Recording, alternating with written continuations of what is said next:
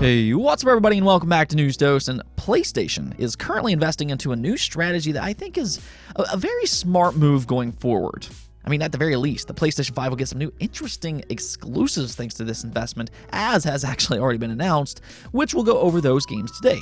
But more so, we could see some incredible talent come from this particular move. I think it's very smart what they're doing, and we should actually see Xbox jump into this soon as well. Also, speaking of Xbox, they do have some new exciting hardware incoming that might make you feel a little nostalgic, maybe even a little old as well. But I know for me, I like what I'm seeing here, so we're going to get into that as well. Before we get started, though, I just want to go ahead and say big shout out to all of you all. We have now officially hit that 50,000 subscriber mark. And you know what? I'm really just kind of beside myself right now. It's honestly hard for me to believe that we've made it this far. When I first started uploading videos, I never really envisioned getting this far. The first time I uploaded a video on YouTube, I told myself if I get 20 views, then I'll just keep making videos. And really the rest is just kind of history from that point forward. But that's all thanks to you all and your all support. We made it together. So, I mean, I just want to tell you all thank you so very much. I can't describe how thankful I am for your all support, but just know I truly do appreciate every single one of you. Now, though, yeah, let's just go and double down and get the 100,000 subscribers. Seriously, though, thank you all very much. However, we do have a video to get into today, so let's just go and jump right into things, starting off with Final Fantasy 16 and the possibility of it showing up at the Game Awards. Now, we did talk about this a few weeks ago, as the Final Fantasy 16 director did previously suggest that they were planning to show this game once again, and possibly its release date before the end of the year. Now, he didn't flat out say exactly when that will be, but I mean, it really makes sense that he's probably referring to the Game Awards. This is a massive showcase, of course, and I mean, well, Final Fantasy is a massive franchise. This really is an easy pairing to make, and it now appears that's exactly what's happening here. So this is according to Tom Henderson over on Insider Gaming, which said this: Insider Gaming has learned that Final Fantasy 16 pre-orders are to go live on either December 7th or December 8th. Sources were unable to give an exact release time of the pre-orders going live, but it's likely to happen during the Game Awards, which takes place on December 8th, unless Square Enix or Sony is planning a showcase themselves one day prior, which I do highly doubt that. But there you have it. Everything right now seems to be pointing at Final Fantasy 16 being at the Game Awards, which I mean, I don't know about you, but that is incredibly exciting for myself. I do think that this game looks great so far. It is coming from the Final Fantasy 14 team, and I mean, they've done a great job with that game, and I want to see what they're capable of when it comes to a just more single-player experience. And you know, so far from what we've seen, this game does look excellent, or at least in my opinion. So as long as Square Enix sticks with their original release window, this game should be set for a release date sometime in summer of 2023. If anything, though, I mean, this is just another reason to watch the Game Awards, as I'm sure a lot of big announcements will be made there. Now, I also got some good news for you Alien fans out there, especially if you like Alien Isolation. This is once again coming from Tom Henderson, which claimed that a source gave him documentation revealing a new survival horror AAA Alien game that has a tentative 2023 release. Now, I'd say that that's already great news, but where this starts to get really exciting is that this game is supposedly inspired by the likes of Dead Space and Resident Evil. So this is apparently some type of scary game, and to me, that's really when Alien is at its best. Even when it comes to Alien Isolation, if you go back and play that game, it was really a tale of two halves. When it tried to be scary, it was heavily praised, but then there were also times when it was a little bit more action-driven, and that was where the game was a little bit more criticized. Now, as a whole, I think Alien Isolation was a great game, so don't get me wrong, but my point is that Alien is at its best when it tries to be scary. So I do think that if you want another game like Isolation where it focuses on horror, this is great news. Now, as for an Isolation sequel, though, I know fans have been asking for this one for a very long time, Tom Henderson did also say this: The same source who provided the documentation and concept art of the Alien title has also said that an Alien Isolation sequel is either in development or is currently being pitched. The developer behind the game wasn't given, but presumably, Creative Assembly could be working on the project. For now, Insider Gaming would like to report this title heavily under the rumor category until more corroboration or reports are provided. So, I mean, on one side, nothing is necessarily confirmed here, per se, but still, at the same time, I mean, there's hope. And I think that that's more than what we had yesterday.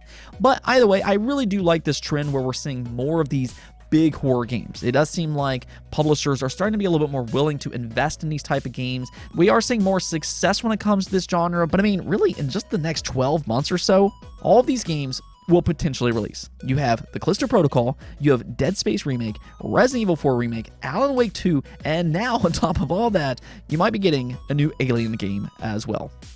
Yeah, I'd say you horror fans out there are eating very well.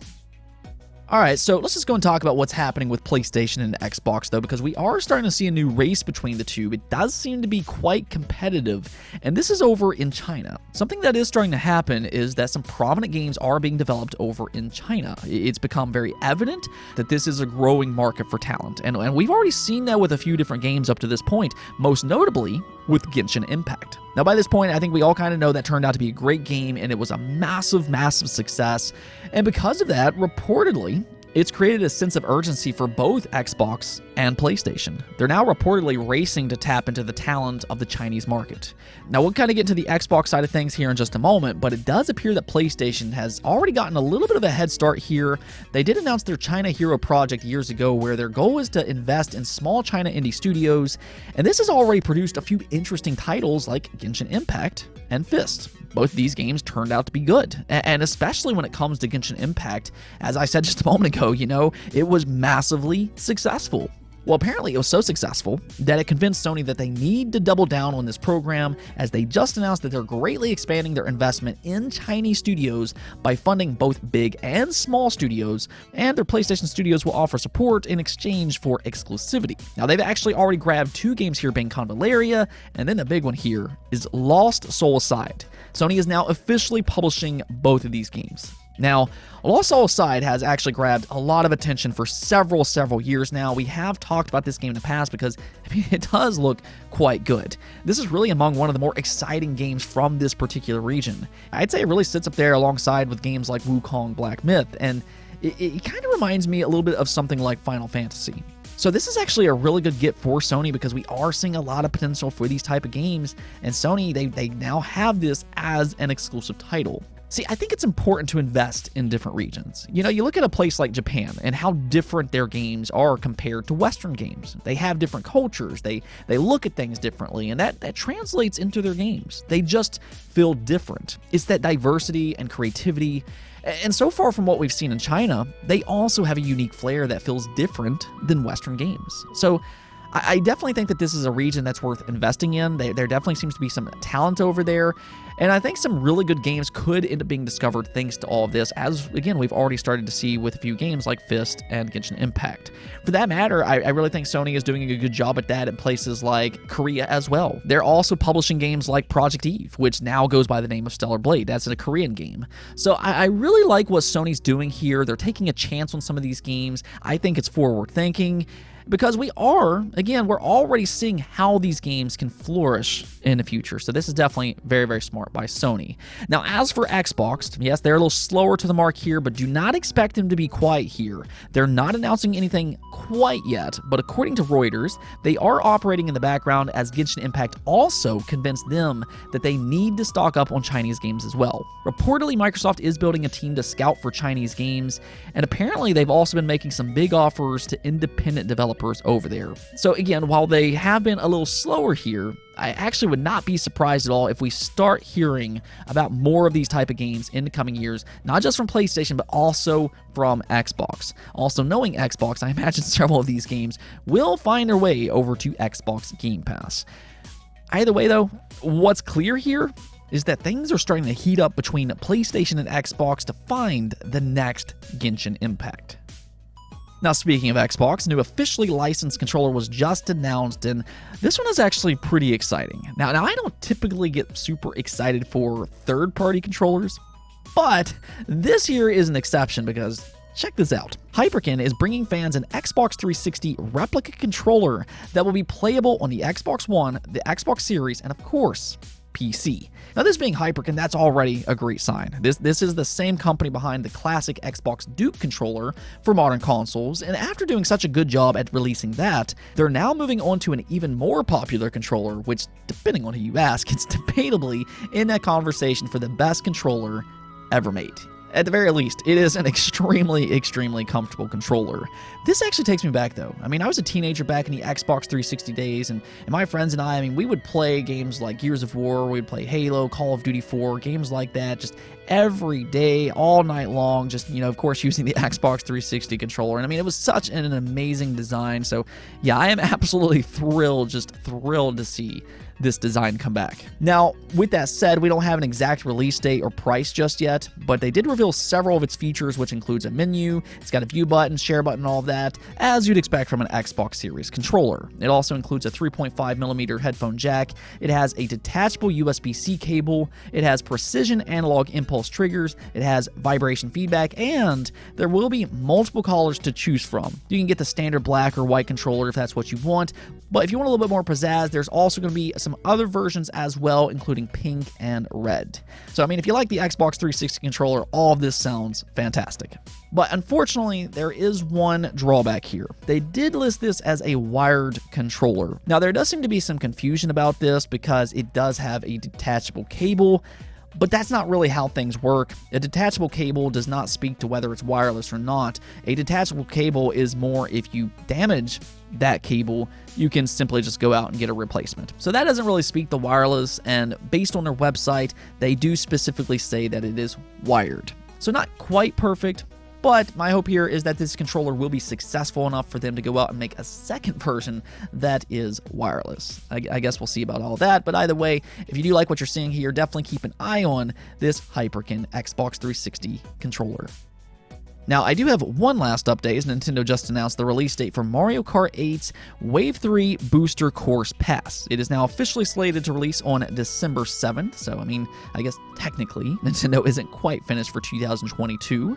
With this being their most popular Switch title, though, I'm sure a lot of fans will enjoy its new content, which will include 8 new tracks. Looking through the list here, fans will get Maple Tree Way from Mario Kart Wii, Rainbow Road from Mario Kart 7, Boo Lake from Mario Kart Super Circuit, Berlin Byways from Mario Kart Tour, Rock Mountain from Mario Kart 7, Peach Gardens from Mario Kart DS, London Loop from Mario Kart Tour, and then lastly, Merry Mountain from Mario Kart Tour. So it does seem like it's a little heavy on those Mario Kart Tour courses, which, I mean, if you weren't really into that game, I mean, it is a mobile game and everything, well, you get to play it anyways, but on an actual console, so it'll be even better now. It is quite amazing what Nintendo has done with this game, though. I know everybody's kind of wondering what's next for the Mario Kart franchise, and okay, that's fair enough and everything, but let's just go and live in the moment here, because much like Smash Bros. Ultimate, Nintendo, they've really just kind of made the ultimate Mario Kart experience here. It just has so much content. It'll be really hard for them to top what they've done here. I know that they'll probably do something creative with the next Mario Kart, but just in a sheer amount of content, I mean, there's a lot here with Mario Kart 8. So just go and enjoy it for the time being, but again, though, Wave 3 will be out on December 7th. Let's go take a look at the poll of the day, though. We're asked you all, do you think Pokemon Scarlet and Violet will go on to be the best-selling entry in the series that's released for the Switch, meaning that it's going to have to outsell Pokemon Sword and Shield? And the results here were rather interesting, as only 19% of you said yes, while 34% of you said yes, but only if it fixes its issues ASAP, and then 41% of you said no.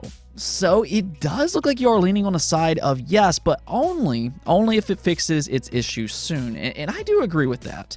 As I said yesterday, Cyberpunk was a game that had an insane amount of hype behind it. It kind of reminds me of that, but it was slowed down by its bugs. It did sell well, but it also didn't reach its sales target. Now, that was a good game, but it does kind of show you that bugs can affect how well a game sells as more and more people start to talk about it. Now, Pokemon does have an advantage here just because it's a much more well-known series, so it might not impact Pokemon in the same way, but it does have steep competition here. Sword and Shield is not only the best-selling Pokemon game on the Switch, but it's also the second best-selling in the series, only behind Red and Blue. I do believe Sword and Shield has sold more than 25 million units so far, so Scarlet and Violet will need that momentum if they want to surpass Sword and Shield. What's kind of so strange about this situation, though, is that there does seem to be this overwhelming opinion that outside of Scarlet and Violet's technical issues, it is among the best entries in the franchise. I mean, it really is a great game. I'm personally loving it myself. But at the same time, I do think that it's absolutely paramount that Game Freak puts out a performance patch sooner rather than later. I know some people kind of question if they will, but I do imagine that they will. I just think that there's too much noise for them to simply ignore these problems. I mean, I guess we'll see, though. Anyways, though, that's it for this episode. But if you liked the video, don't forget to bell notification and subscribe button for more content just like this. Also, if you'd like to support the channel through Patreon, thank you for making this content possible. Peace out.